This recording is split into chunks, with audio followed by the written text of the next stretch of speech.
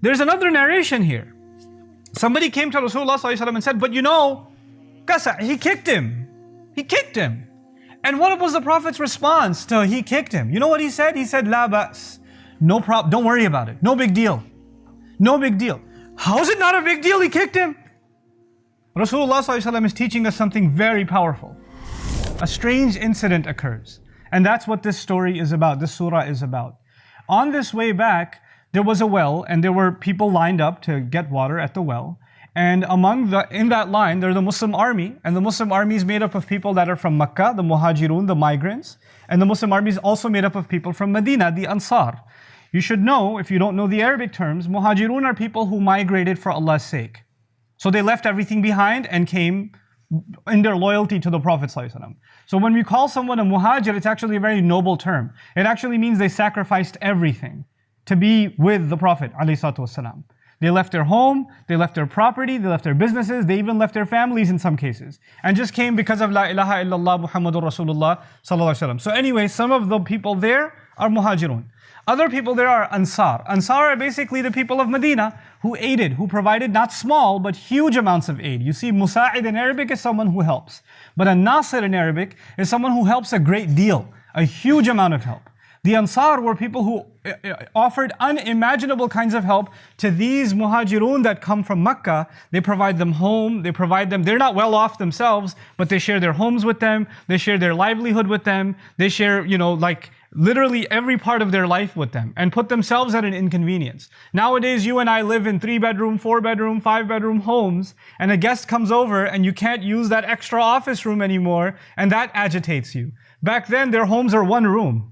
That's all they are. And if you want to make a separate bedroom, draw a curtain. There you go, separate bedroom.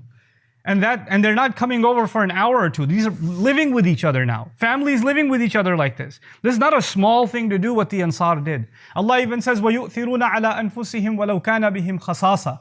They give others preference over themselves even if they're starving.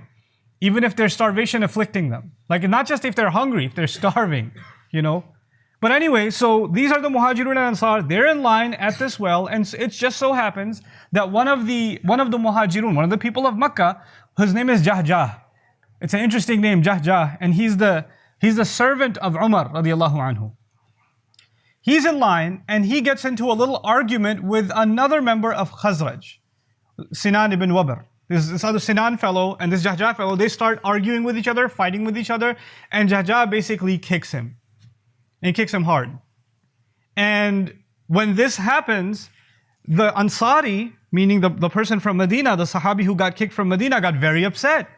And he said, you from Makkah, you get to do this to me? You can't do this to me. And so he cried out. And he said, Ya ma'shar al-muhajir, Ya ma'shar al-ansar. And another narration says, Ya al-ansar, meaning Ansaris, people of Medina, come. Look at what this guy did to me. And then the other guy, Jahjah, says, wait, you're going to gang up against me? I got my gang too. So he goes, Ya al-muhajirin. And all the muhajirun in the camp, they gather behind him. And what was originally an argument or misunderstanding between two people turned into two groups and ready to just fight each other because they're all stressed out and where did this come from? Where did all of this mess come from before we go on with the story? When you say La ilaha illallah, then your nationality becomes secondary. Your ethnicity becomes secondary. Your language becomes secondary. What connects you to another person now is stronger than any of those things. What I want you to focus on is when they called each group at that moment, it actually wasn't about ethnicity. It wasn't. It wasn't even Ya Ahla Makkah, Ya Ahla Yathrib, people of Makkah, people of Yathrib. They didn't use those words. They used the words Muhajirin and Ansar. These words have nothing to do with ethnicity. They have nothing to do with nationality. They don't even have anything to do with region. They actually have to do with contribution. That's what they have to do with. The contribution of the Muhajirun is that they migrated. The contribution of the Ansar is that they aided. So they used words, what I'm trying to get at is they used words that in and of themselves are very beautiful words. These are words that Allah uses in the Quran to describe the greatness of these people. These are not small words. These are far more dignified words than any ethnicity. So on the one hand, there's a fight breaking out, but on the other hand, there's a think of beauty here too embedded that the Sahaba, before they see themselves as people of Makkah, they see themselves as Muhajirun. And before they see themselves as people of Medina, they see themselves as Ansar. But something is in there that says, you can't treat me this way. You came from outside and we help you, and you're going to kick me like that? Wait a second. And then some tribalism is in there somewhere, and it comes out. So this report comes to Rasulullah sallallahu alaihi wasallam, and he says, "Da'uha, leave it, leave it. فَإِنَّهَا كَلِمَةٌ مُنْتِنَةٌ." This is a muntina word. Now muntina is a little tough to translate. A literal translation, like Lisan al-Arab, in Ibn Manzur's Lisan al-Arab, they translate it as الرائحة الكريهة, a disgusting smell. A disgusting smell. Rasulullah says the words they used have a disgusting smell. That's why, leave it. It has a, you know, like when something smells bad, you walk away from it and you leave it. So that's the imagery of the saying of the Prophet ﷺ. The words that have been used here are too disgusting, they smell too nasty, get away from them.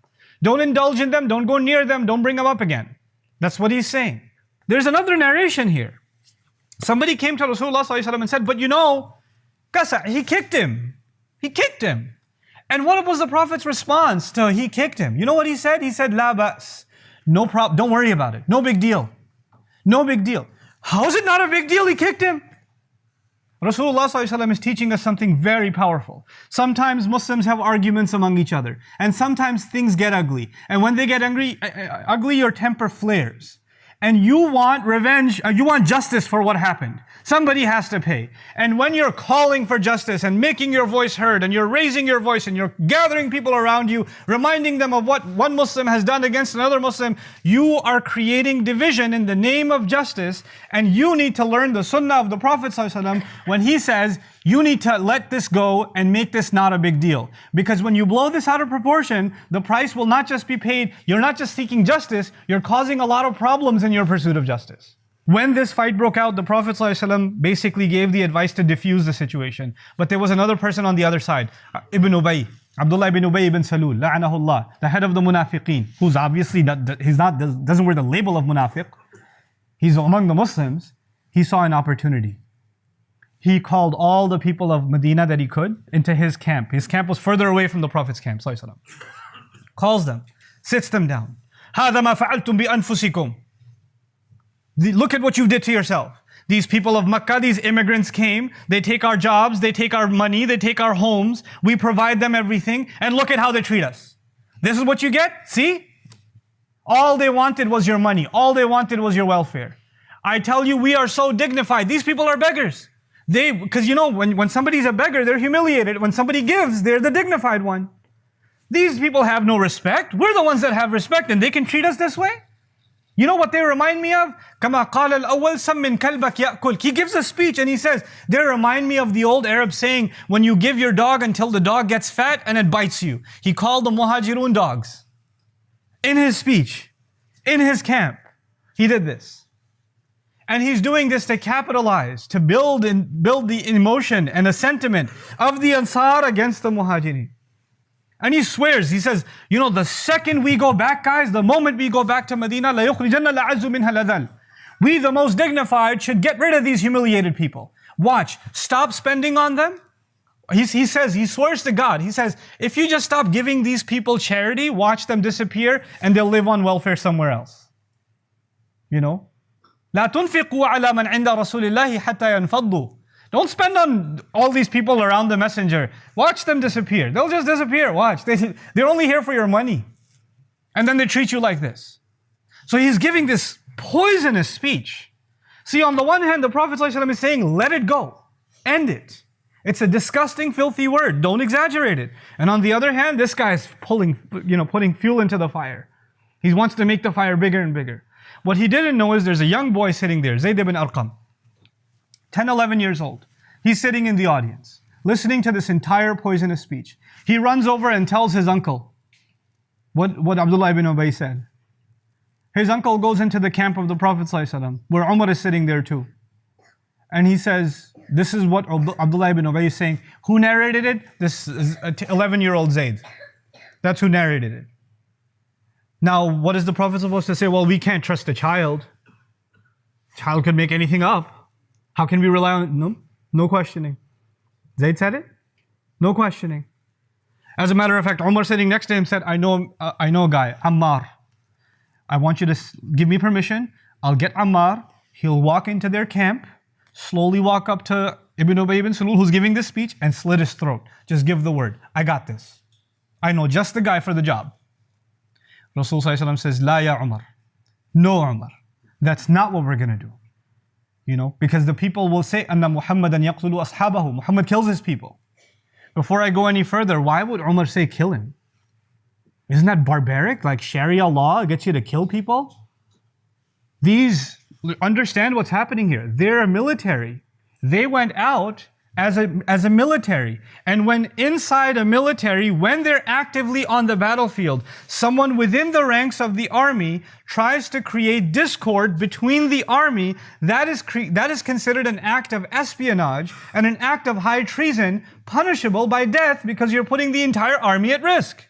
This is military protocol in every military in the world, from history until now. This is considered high treason. So when Umar says kill him, he's not saying some Islamic rule of killing him. He's saying that's how we deal with treason in the military. But Rasulullah says, no, we won't do that. We won't even do that. Even though they're well within their rights, if there was any other military that this happened in, nobody would even say anything. Nobody would say, of course, that's what you do. But he doesn't. They call Ibn Ubay instead. Call him, let him explain himself. Because he doesn't know that the Prophet will hear it, but he heard it. So now Abdullah bin Ubay and his khulafa, they've come. They come inside the camp. The boy Zayd ibn Arqam is outside the camp. He has no idea what went on inside. He just told his uncle, remember? His uncle went in and talked to the Prophet ﷺ. The boy didn't go in. So Zayd, Abdullah bin Ubay goes inside, starts swearing at the top of his lungs. Wallahi, I swear to God, who made this lie against me? I believe you're the messenger of Allah. Why would I say something like that about you?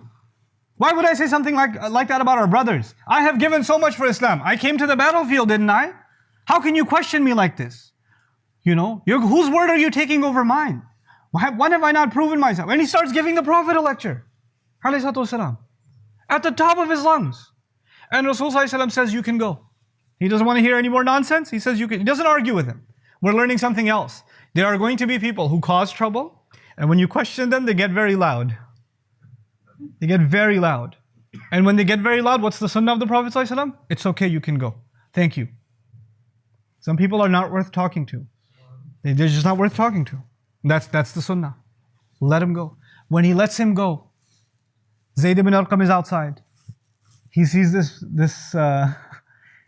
man leave, and he says, oh, wait. He's not in any trouble? I told on him, and he's still not in any trouble? So he says, أَصَابَنِي هَمٌّ لَمْ يُصِبْنِي قَطْ. A sadness took over me that never hit me before. I was sad that day like I was never before in my life. So he says, صَدَّقَهُ رَسُولُ اللَّهِ وَكَذَّبَنِي. The Prophet thought that Ibn Ubay, the guy who was yelling and screaming, was telling the truth. And the Prophet didn't believe me because I'm just a kid. He didn't believe me. That's not the case. The case is actually the Prophet believed him right away, but he doesn't know that because he's on the outside. So he says, I went back to my tent and I just lied down crying. This boy just lied down and he's crying. The Prophet has no idea what this boy is feeling. We learn about that later. Then Allah revealed Surah Al-Munafiqun. I told you this khutbah is about Surah Al-Munafiqun. In Surah Al-Munafiqun, basically in 11 ayat, Allah Azza wa Jal quoted Zayd ibn Arqam. 2 ayat are quoting Zayd ibn Arqam word for word. Zayd came and told the Prophet ﷺ, or told his uncle who told the Prophet ﷺ, they said, لَإِن رَجَعْنَا إِلَى الْمَدِينَةِ لَيُخْرِجَنَّ الْأَعَزُّ مِنْهَا الْأَذَلُ. Words of Abdullah bin Ubay. This is what he said. When we go back to Medina, the dignified ones will expel the humiliated ones. That's what he said. Quran comes and says, يَقُولُونَ لَإِن رَجَعْنَا إِلَى الْمَدِينَةِ لَيُخْرِجَنَّ الْأَعَزُّ مِنْهَا الْأَذَلُ وَلِلَّهِ الْعِزَّةُ وَلِرَسُولِهِ وَلِلْمُؤْمِنِينَ. Subhanallah. Word for word, the narration of Zayd is now part of Quran. He said, they said also, don't spend on the people around the Prophet until they disappear. لا تنفقوا على من عند رسول الله حتى ينفضوا. Ayah comes down. يقولون هم الذين يقولون لا تنفقوا على من عند رسول الله حتى ينفضوا. When the surah is revealed to the Prophet ﷺ, he calls for Zayd, who was crying by himself. He calls Zayd, sits him down, puts his hand on his knees, and says, لَقَدْ صَدَّقَكَ اللَّهُ. Allah proved that you're telling the truth. And he recited the entire surah to Zayd, the 11-year-old boy. Before anybody else heard the surah, Zayd heard the surah. This surah, it's like, it has so many purposes, this surah, but one of its core purposes was to, care for the sentiments of this child. This kid who spoke, subhanallah. There are lessons after lessons after lessons inside of this surah. This entire story, what binds it together is one theme: the softness of the heart. May Allah Azza wa Jal make us soft towards one another and clean in our intentions towards one another. May Allah Azza wa Jal not make us of those who forget that the real contribution to our deen is with sincerity to Allah Azza wa Jal. Barakallahu li wa lakum fil Qur'an al-Hakim wa nafa'ani wa iyyakum bil ayat wa dhikr al-Hakim. I hope you guys enjoyed that video clip. My team and I have been working tirelessly to try to create as many resources for Muslims to give them first steps in understanding the Qur'an all the way to the point where they can have a deep, profound understanding of the Qur'an. We are students of the Qur'an ourselves, and we want you to be students of the Qur'an alongside us. Join us for this journey on bayinatv.com, where thousands of hours of work have already been put in. And don't be intimidated, it's step by step by step, so you can make learning the Qur'an a part of your lifestyle. There's lots of stuff available on YouTube, but it's all over the place. If you want an organized approach to studying the Qur'an beginning to end for yourself, your kids, your family, and even among peers, that would be the way to go. Sign up for bayinatv.com.